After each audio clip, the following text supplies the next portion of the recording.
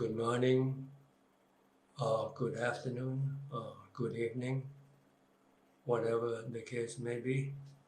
Greetings to you all. Welcome to my Q&A live. If you have any questions, please let me know. Send them in right now. I'll answer your questions for about 1 hour. Please let me know where you're from. If you're first time, if this is your first time, many times before, I'd like to know where you come from. I'm from Thailand.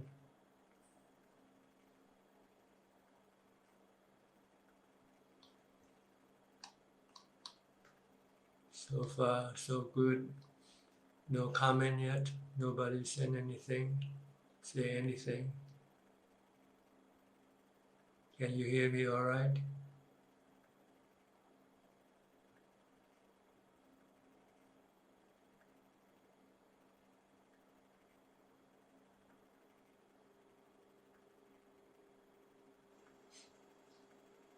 Please let me know if the audio is okay. You can hear me all right.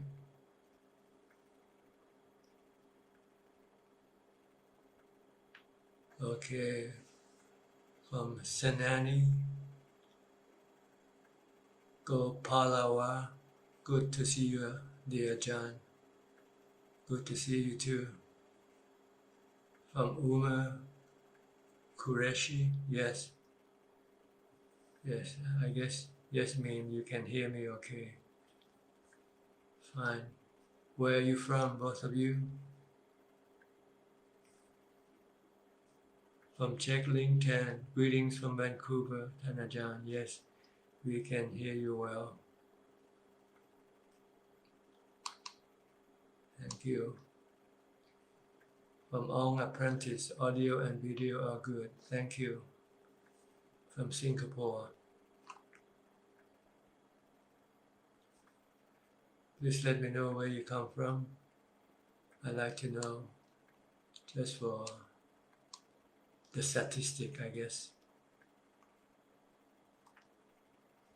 From Senani, Gopalawa.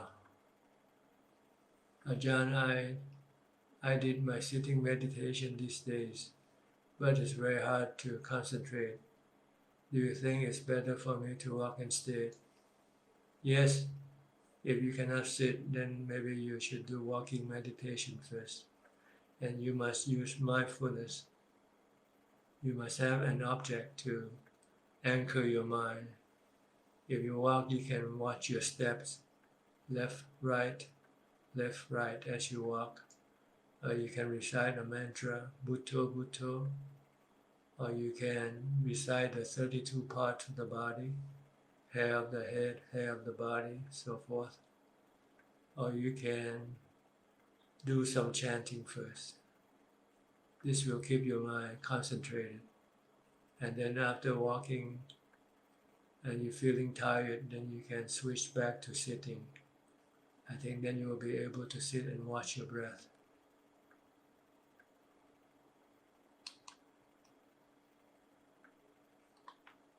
Question from Jonathan E. Piscor, Eastern United States. Question number 1. How can we develop certainty that the way to Nibbana is open in this very life at this time? You have to attain to a Sotapanna level. Then you will be certain that you are on the way to Nibbana. Because the Sotapanna is a stream enterer, and the stream is the stream leading to Nibbana. So once you become a Sotapanna, you know you will get to Nibbana either in this very life or at most 7 lifetimes. If something should happen to you first, like you die before you get to Nibbana, but you will keep going even after you are reborn without Buddhism leading you the way anymore. You can lead yourself to Nibbana once you become a Sotapanna. From Sanani Gopalawa, I'm from Melbourne, Ajahn. I can hear you well. Thank you very much. From Terence Warburton, good evening from UK. Thank you. From Naomi Jonas, greetings from Canada, Ajahn. Audio's good. Thank you. From Bobby NG Kim Tien, Namaskaran Tanajan, great to see you. Great to hear from you too. You're from Singapore. Okay. From Tavisa FK, sound picture is good from Switzerland. Thank you. Nice to hear from you again. From Jeep, Namaskara Ajahn, Satu Satu. I think she's from Maryland, USA. That's right. Okay. From Alfredo Villela, hi Bante, good memories of Dhamma is good. Sati is remember. Yes, Sati is to be ever present, to know what's going on is meaning Sati.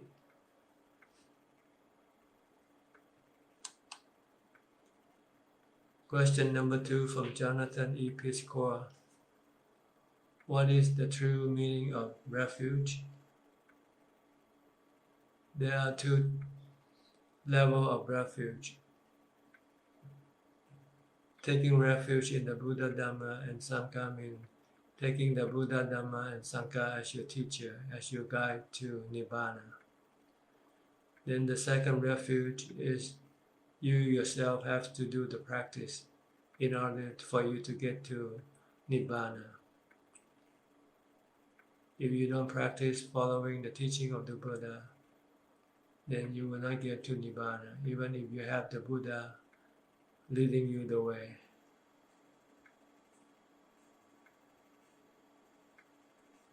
How can we learn to replace samsaric refuges with refuge in the Buddha? You just have to study the teaching of the Buddha, then apply his teaching in your practice.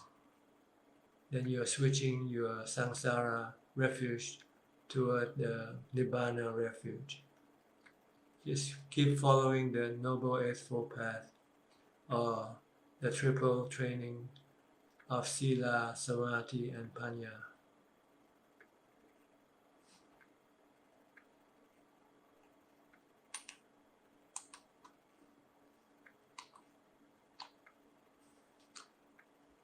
From J. Shuddhasama, Satu, Satu, Satu.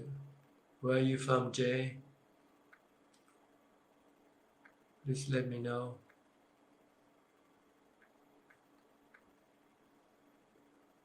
We have 16 people, 17 people on live following this broadcast. From Bobby NG Kim Tien. Question.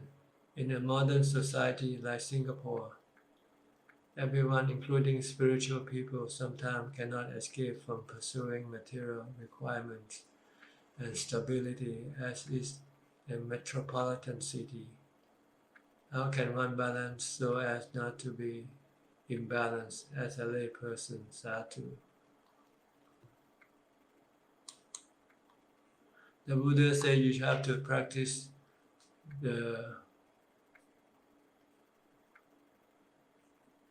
in Thai we call Mak Noi San Dot. Mak Noi means to only exist on just the basic essential, not to seek anything more than the basic essential. namely the 4 living requisites of life: food, clothing, shelter, and medicine. Try to seek at the minimum level so you don't lose all your precious time and then you can use this time for your practice of the Dhamma. So don't expect to be rich. Don't spend your money on luxury things, or don't spend your money on sensual pleasure. Then you won't have to work too hard. Then you will have time to follow the teaching of the Buddha.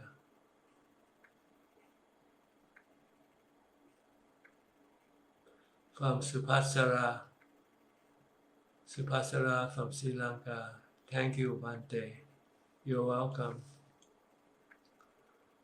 Question from Melissa Penang. When I watch my breath during meditation, is the purpose to stop the thinking process? That's right. If you have to concentrate and watch what you're doing, then you cannot go think about other things. How does this cause the wisdom to arise? No, it doesn't cause wisdom to arise. Meditation is for calming your mind and cause your equanimity to arise. When your mind becomes concentrated and calm, you will have equanimity, meaning your mind will be neutral, free from emotion of love, hate, fear, and delusion. You need to have the mind in neutral state first before that you can develop wisdom. Once you have strong equanimity, then you can start studying the nature of life, to see that everything in life is anicca, dukkha, anatta. This you have to teach yourself to gain wisdom. From Bobby, Sadhu, thank you, Ajahn.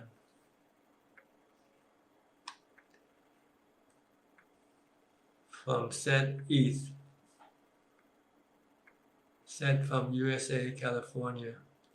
Hello, Tanajan. I'm stuck about 8 months with this waving of energy in my head all waking hours. It's like motion of bucket of water in my head. Very intense sometimes. How do I continue through this? Just ignore it. Don't engage, because the more you engage, the more you will prolong this thing to keep going. Just ignore it and concentrate on a mantra if you can, or concentrate on your action, on your body action. Keep watching what you are doing every moment of your waking hours. Standing, sitting, walking, lying down, eating, taking a shower, dressing, driving, or whatever. Just concentrate on what you do and ignore this thing that's happening in your head. Leave it alone, because it's something that you cannot get rid of. If you could, you already have got rid of it. So you just have to learn to live with it. And then it might go away eventually when the cause that caused it to happen disappear. What that cause is, I don't know. But there's always cause before consequence. Question from Nigel Chan, Hong Kong. If I cannot finish some food and I waste it, will it produce bad karma, and why? It will produce bad habit. Wastefulness is not good, because everything you eat, you have to buy, you have to spend money on. So you like wasting your money. So try to eat just enough. Take what you think is enough for you. You can do it by taking half of what you used to eat first, and you feel you're not enough, then you take some more later on. Don't let your greed deceive you to think that, oh, you have to take so much food, and then you find out that you cannot finish eating what you put the put the plate on your put the food on your plate.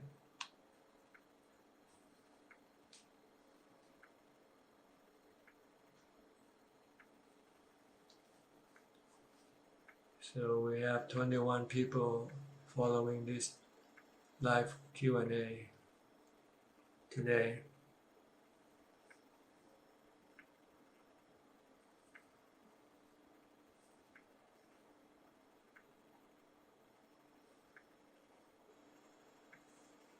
Question from Joshua, Indonesia. I am trapped because my thoughts lead me to fall in love, and it drives me crazy. I just want to be in love with sincerity and wouldn't want to play with it. I might be shaken by the end of this game. How can I make myself able to let go without getting hurt? Well, you have to tell yourself that everything in life is temporary and it's not certain. It can change anytime. So if you don't want to be hurt, then stop falling in love. One way to do it is to contemplate on asubha, the unpleasant parts of the body, like the 32 parts of the body. Just recite the 32 parts: hair of the head, hair of the body, nail, teeth, skin, bone, flesh, so forth, all the internal organs. And then visualize them as you recite them one by one. Then you'll start to see the unpleasant parts of the body hidden under the skin. Then your love for that person will disappear. From Jack Linton, dear Ajahn, to radiate true loving kindness, one has to achieve jhana or upajjhara samadhi. That's right. Because when you have upajjhara, not upajjhara, I'm sorry, it's appana samadhi. Upajjhara doesn't create ubekha. You need to achieve appana samadhi or the fourth jhana. Upajjhara is something else, not the fourth jhana. It's the type of samadhi that gives you supernatural power, such as being able to read the mind of other people, or recollect past life, or contact with spiritual beings. You need to have the fourth jhana to have ubekha. Once you have ubekha, your mind will be content, happy, full. So you can then share this fullness of happiness toward other beings. If you don't have appana samadhi or ubekha, your mind will be constantly craving for things. Then you'll find it difficult to share your happiness because you don't have happiness yet. You are craving for happiness. So you find it hard to radiate metta or loving kindness toward other human beings or spiritual beings. Hi, Kenneth Hunt. Good evening, Thanajan. Good Thanajan, please elaborate on the third fetter. Sometimes it is translated as attachment to rites and rituals, but in Luang Ta's book, A Life of Inequality,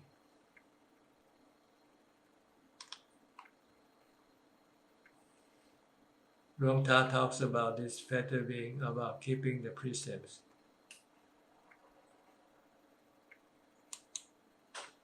Then not keeping again, and so on. Could Thanajan kindly clarify? The third fetter is really mean you haven't seen the working of the law of karma. See, with the Asotapanna, he come to see the law of karma from his practice. The principal law of karma is expressed in the Four Noble Truths. When you see the Four Noble Truths, you know the working of the law of karma. See? When you feel bad, it's because you have cravings and bad actions, bad karma. When you do bad karma, you feel bad.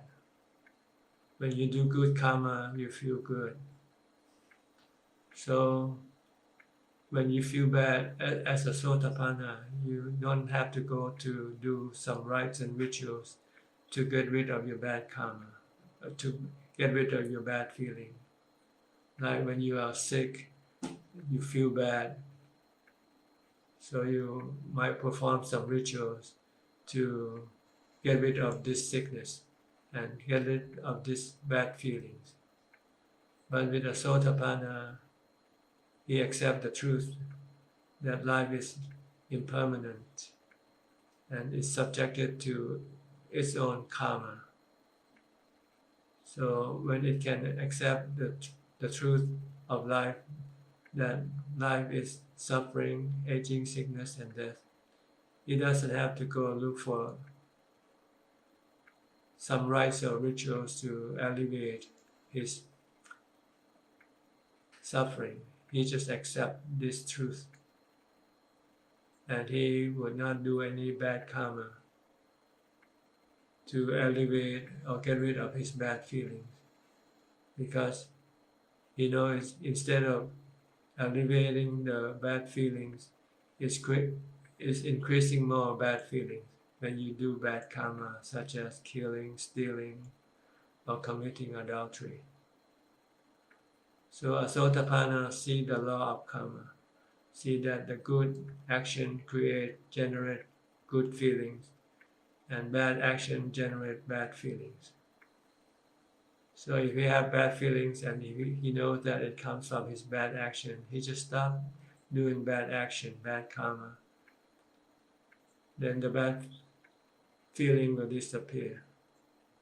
So there's no need to do any rites or rituals like people do in order to get rid of their bad feelings, their suffering.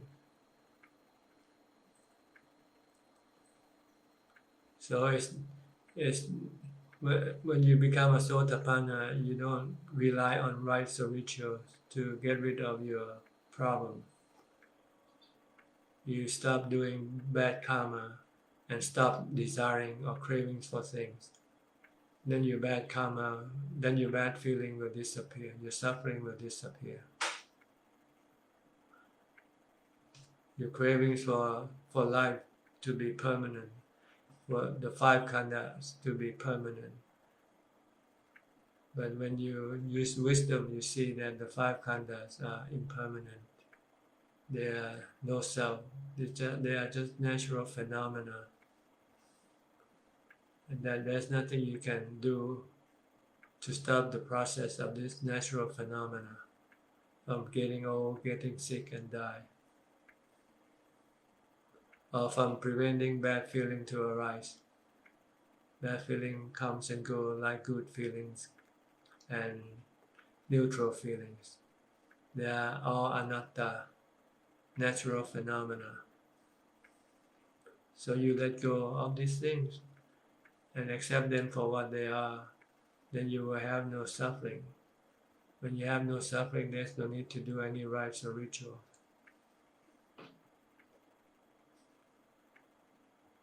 So letting go of your attachment is the highest form of karma, mental karma.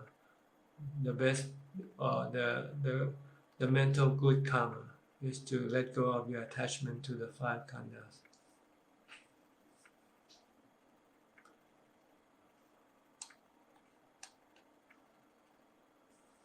From Bobby Ng Kim Tian, I and my China friend have meditated with a Burmese Sayadaw master. His breathing technique is extremely heavy in and out. One will not fall asleep, but saw my friend's hand movement very vigorous up and down suddenly. Is there an explanation for this phenomenon for my friend? It means she's not mindful. He let himself enter into a trance, not watching his breath, not controlling his mind. So then when the mind is not under control, then it can cause the body to shake, to move. But if you have mindfulness on your breathing, and then the mind will be under control, then it will not cause the body to have any movement. The body will be still if you have mindfulness when you meditate.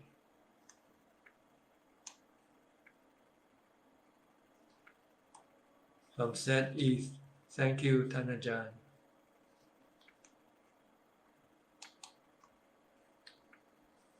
From Lim BL, good morning, Ajahn. I am from Penang. Ajahn, why I am using Anapanasati while meditating, after calming down, a vision of cloud and thunder appear, and sometimes in the vision, total darkness and very calm. Am I in the correct practice? Yes and no. It's normal when you meditate that there will be things appearing in your mind, such as some vision or something. No, if you pay any attention to it, you have to just ignore it and keep concentrating on your breath. Don't be distracted by what appears in your mind when you meditate. Just keep focusing on your breath and ignore whatever appears in your mind. Then you will be going on the right track, because the goal is emptiness and equanimity and peace and happiness arising from equanimity.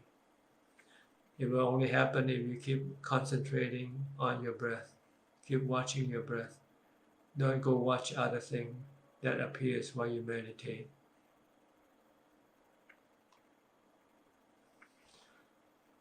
From Darren Williams, is there a way to get a recollection of our past lives? You have to have the ability to enter into Upachara Samadhi. Upachara Samadhi is a special type of Samadhi that follows Appana Samadhi. First you have to get into the fourth jhana, or Appana Samadhi. Then if you have this ability, then you will be able to get into Upachara Samadhi, in which you will be able to contact spiritual beings, recollect past lives.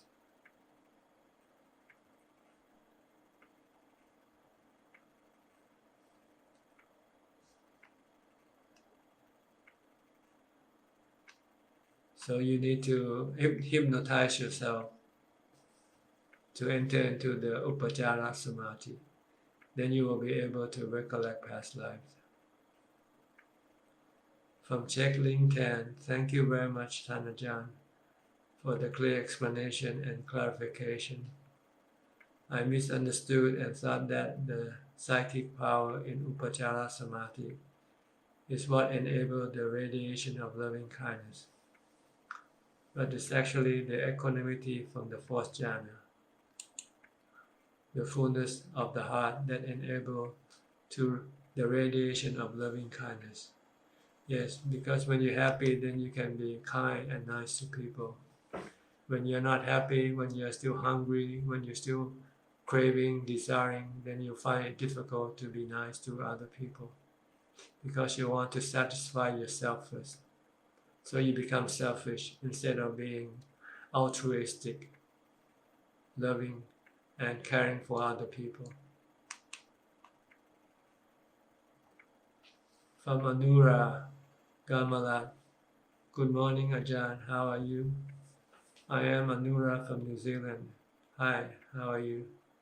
Can you please explain the differences between Rupa Jhana and Arupa Jhana? Thank you. Rupa Jhana is the lower level of concentration, lower level of calm as compared to Arupa Jhana. You have to have the Rupa jhana before you can enter into the Arupa jhana. Once you have the fourth jhana, then you can move on into the Arupa jhana. Because the mind will become even more calmer than the fourth jhana, more subtle, more empty. And so you need stronger concentration, stronger mindfulness to be able to calm your mind further. So it's just a continuation. Arupa jhana is a continuation of the Rupa jhana. You can call the four Arupa jhana as the 5th, 6th, 7th, and 8th Rupa jhana.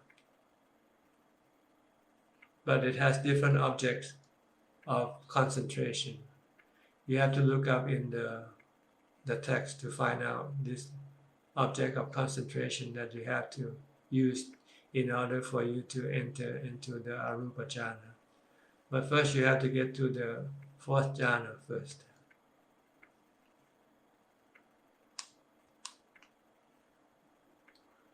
From Matthew Kahn, Buddhism arose in a society of human beings who were bound together in community. It is in this context that the Buddha taught that we should find some isolation from that community to find inner peace. In modern capitalist society, we are atomized and isolated already. Isn't it healthy to try to forge new bonds and create community while we also engage in practice? Yes, you should create new Buddhist community. Find people who have the same interests as you. People who want to develop spiritual development. People who like to practice morality. People who like to meditate. That's why you go to monasteries, because that's where people like this congregate.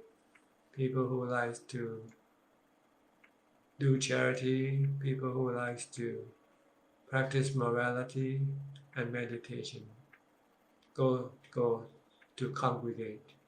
So that's your new community, rather than the materialistic community that you've been raised on.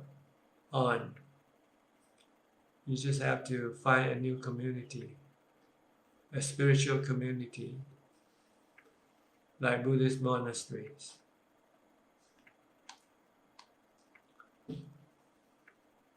From YQ Campbell, Wandami Pante. Where are you from, YQ Campbell? From Jinilin Pua or Fua. Good morning, Mahajan. Satu Satu Anumodani. Where are you from, Ginny?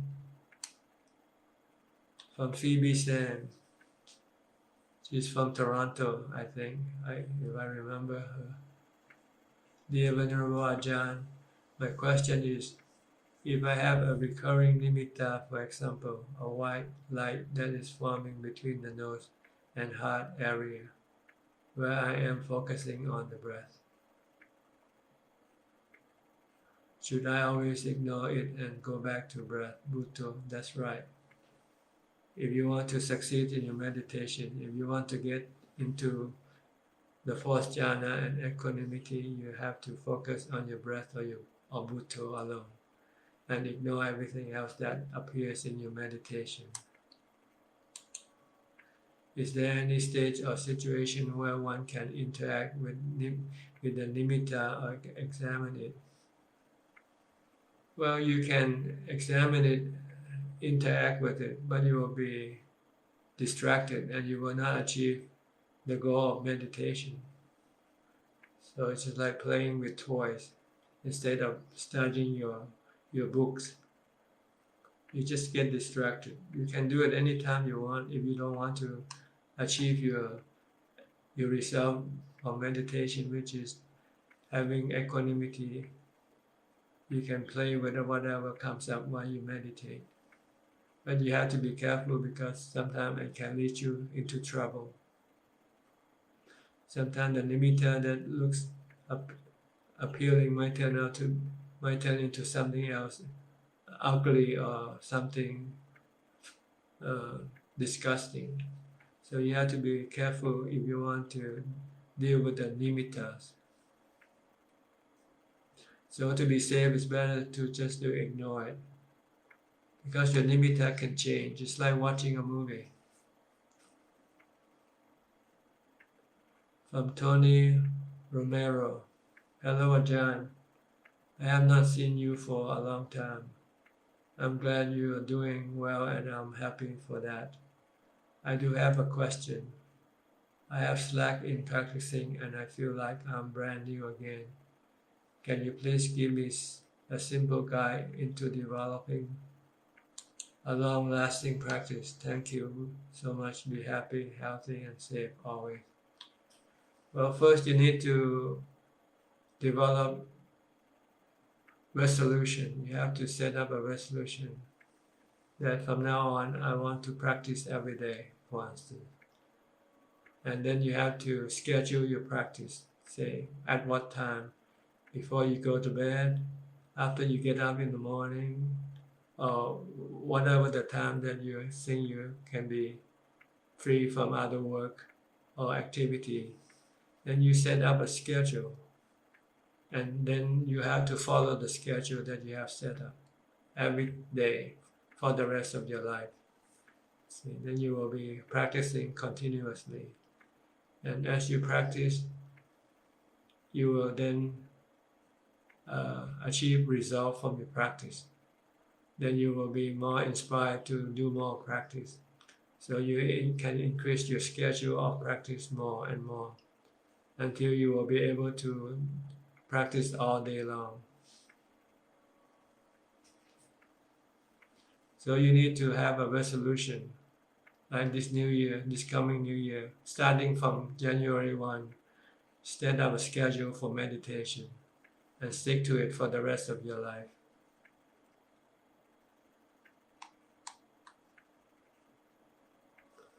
What is contact phassa? From Ren Ratha.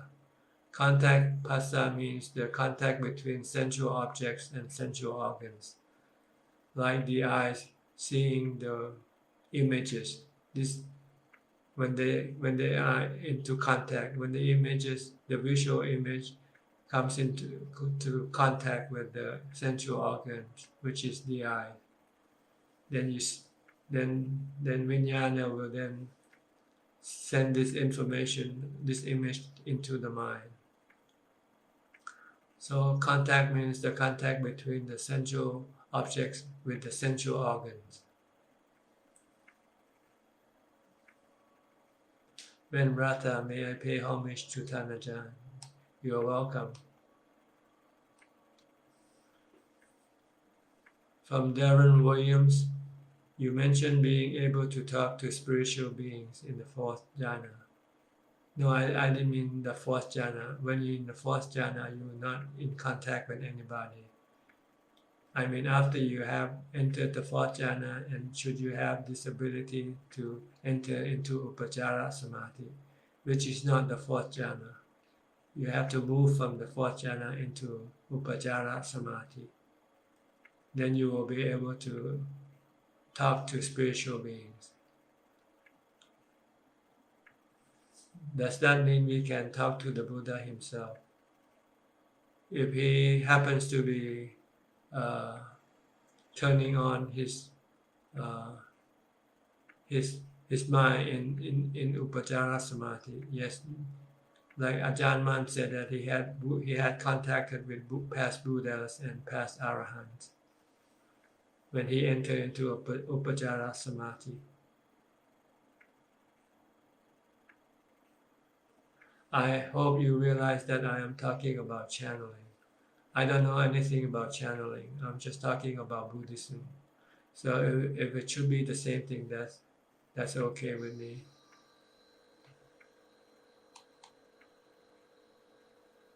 From Matthew Khan, Sadhu, Sadhu, Sadhu. From Miko Campbell, I am from India. Thank you. From Phoebe Sang, dear Venerable Ajahn, yes, I am in Toronto. I have another question. This is about the topic of community that you just spoke about.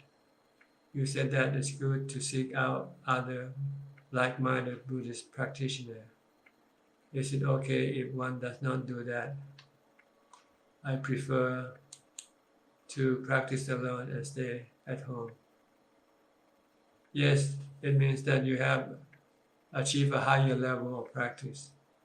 If you can practice alone, then it means you don't need to join a community. That's the most preferred way of practice, is to practice alone. But if you could not practice alone yet, then you need the help, the support of your community to push you along and to give you the necessary information as to how to practice.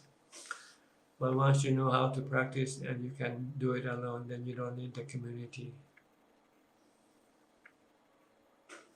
No, it's not a hindrance. It's the right way. The Buddha said eventually we all have to practice alone. Even the Buddha himself, he was followed by his followers, the 5 ascetics, which prevent him from gaining enlightenment. But once the 5 ascetics, his followers, left him, then he was totally alone and not have to worry about them. Then he was able to become enlightened.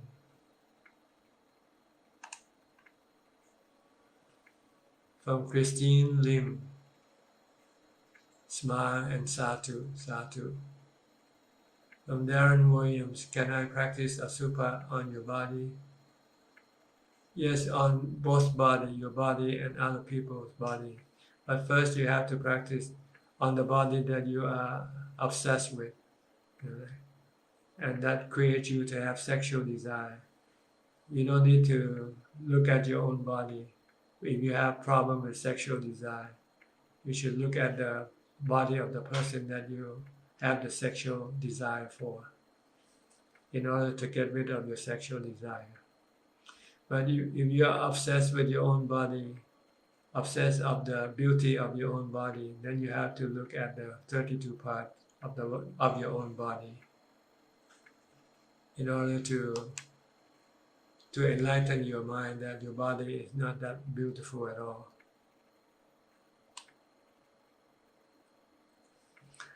From Dylan Alvis, Sadhu Sadhu Pante. Where are you from, Dylan? I forget to ask you. Sometimes when we try to watch our activities in daily life, when we become aware of the activity, that already belongs to the past, even by the fraction of seconds. So let it leave, let it go. Once it becomes past, don't bother. Just watch what is going on right now, the present. See? Stay in the present. Don't go to the past or go to the future.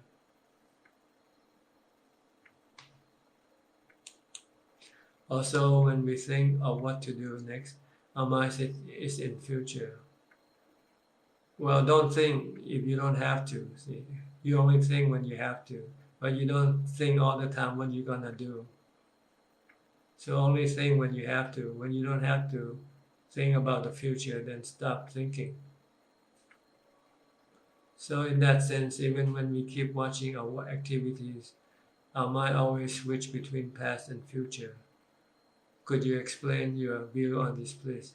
Yes, if you are engaged in activities, if you're working, for instance, then your mind will have to be thinking about past, present, and future. So, but when you're not working, then you don't have to think about past or future. Then you can concentrate on your present. Like what you do, walking, standing, sitting. When you do walking meditation, you don't have to think about past or future. You just concentrate in the present. Concentrate on your walking, for instance. So to develop right mindfulness, you need to be alone and not working. like sitting or doing walking meditation. Then you can develop mindfulness and samadhi eventually. From Jinilin Phua, I'm from Penang, Malaysia, Ajahn. But now I'm staying in Puchong, Selangor, working. I used to follow your advice and teaching when I have time. Thank you, Ajahn, for the Dhamma and advice. You're welcome.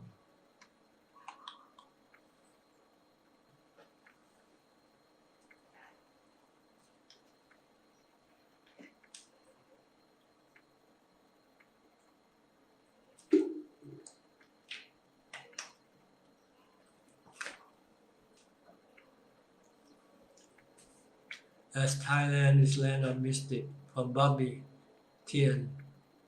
As Thailand is land of mystic, especially magic and monks. What is Ajahn view on fortune telling and other divine activities like blessing or amulet? Apologize if questions sound unintelligent.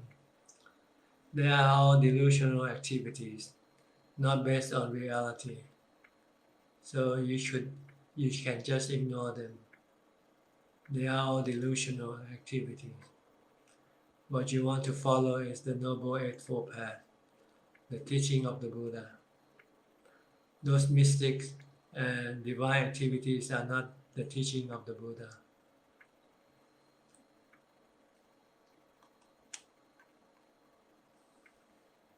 From Darren Williams, every teacher has a different definition of Upachara Samadhi. How do you define it? How does one know we are in it? Well, Upachara Samadhi is a special type of Samadhi that enables you to have psychic power, such as contact with spiritual beings and recollecting past life or reading the mind of other people. How do you know it? You will know it. It's just like watching a television. When you turn on the channel, you know which channel you're in. If you're watching comedy or watching drama, it's like that. So you know it if you have it. If you don't have it, you don't know it. So when you don't know it, it means you don't have it.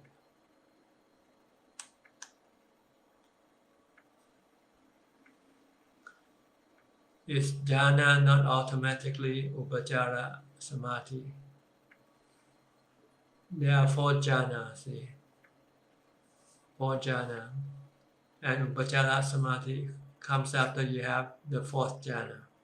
You cannot get into upachara samadhi before that. You have to have a calm mind before you can enter into upachara samadhi. If the jhana is automatically samadhi, then why do we have 2 different words to describe it? Because there are 2 different levels of samadhi. There are 2 types of samadhi. Jhana is one type of samadhi. Upachara is another type of samadhi. It's like they are automobiles. One is a pickup truck, the other is a limousine, for instance. From Tony Romero, one more question, Ajahn, if I may. I often hold on to a certain experience and trying to achieve the same experience when I was a heavy meditator. Is this a good thing or bad thing to crave for the same experience? If it's the right kind of experience to crave for, then it's good. The experience that you want to crave for is the 4th jhana. Not other experience, just only the 4th jhana. This is something that you should be craving for all the time. Not other thing. Not like when you see some visual things in your mind, or even some psychic power, being able to recollect past life, or being able to read the mind of other people. These are not things that you should be craving for. What you should be craving for is the 4th jhana, when the mind becomes calm, peaceful and have equanimity and happiness. From Ren Rata again, I am from Cambodia. What is not self? It's the opposite of self. So, if you have a self, then this is delusion, because there is no self in you. You are the knower. You are the mind, the knowing element. But you think that you are a self, and you think that the body is part of yourself. This is delusion, not truth.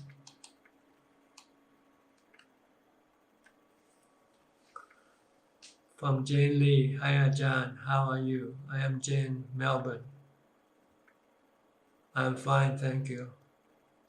Ajahn said we don't look the past or future, only look what happens now. I have question. Can I look back my past to find my biological parents, or let it go? Thank you, Ajahn. When I say don't look past or future, I mean when you're meditating, when you're practicing meditation, when you're developing mindfulness, you want to stop thinking about the past or the future temporarily, not permanently. Once you have mindfulness, if you want to think of the past, you can do it. If you want to think about the future, you can do it. But you only suspend this past and future thinking only when you're trying to develop mindfulness. Once you have mindfulness, strong mindfulness, and able to control your mind to enter into the fourth jhana, then afterwards, if you want to think about the past, you can do it. If you want to go look for your biological parents, you can do it. You can do anything you want as long as you have strong mindfulness, because mindfulness will protect your mind from creating suffering for you.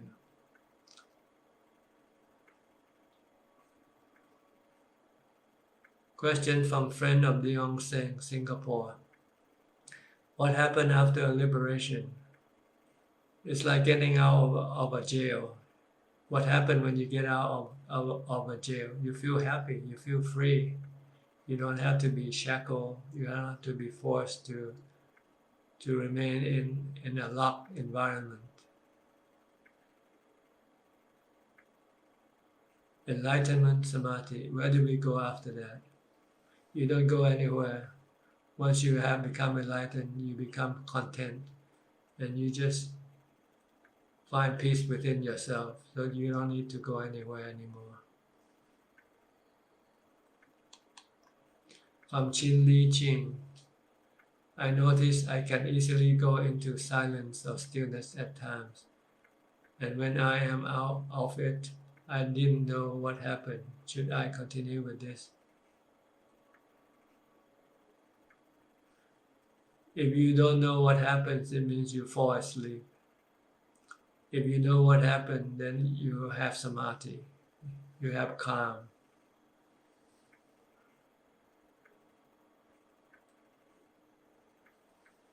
So sometimes you fall asleep while you're sitting in meditation, because you say you didn't know what happened, then it means you fell asleep. You should know what happened, then you were in samadhi. From Darren Williams, I guess I can depend on Dhamma books then for Upachara Samadhi.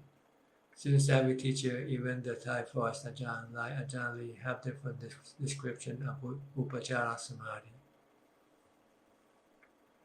No, you have to depend on yourself. You have to practice, and then you will then find the right answer for yourself. Books and descriptions are just like maps. They're not the real thing. You have to practice to get to the real thing.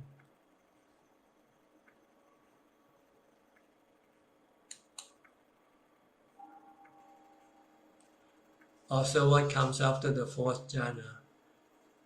Would you say the first arupa jhana?